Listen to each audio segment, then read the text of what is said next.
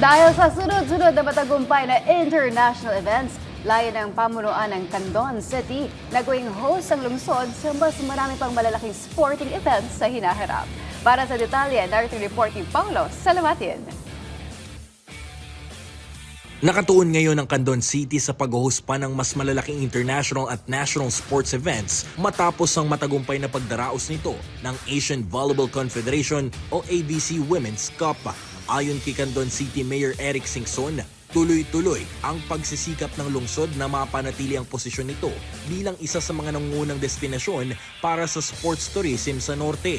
Sinabi ni Singson na mahaba at puno ng hamon ng proseso ng pagpapaunlad ng sports industry sa lungsod, ngunit nananatili ang kanilang layunin na makapagbigay ng dekalidad na pasilidad para sa mga atleta at malalaking kompetisyon.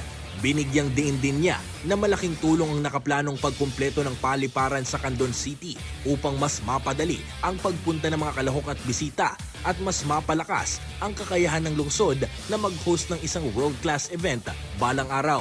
Kaugnay nito, nagdagdag din ang lungsod ng mga hotel rooms at pag-upgrade ng 8,000 seats sa Candon City Arena upang matugunan ang pangangailangan ng mga koponan at opisyal ng torneo.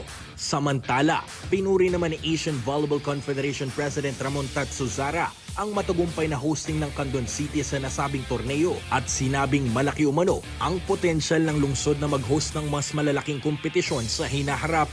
Dahil dito, umaasa ang mga opisyal ng Candon City na magpapatuloy ang pagdating ng mas malalaking sports events na magpapalakas hindi lamang sa sports development kundi pati sa turismo at ekonomiya ng kanilang lugar. Paulo Salamatin para sa Atletang Pilipino, para sa Bayan.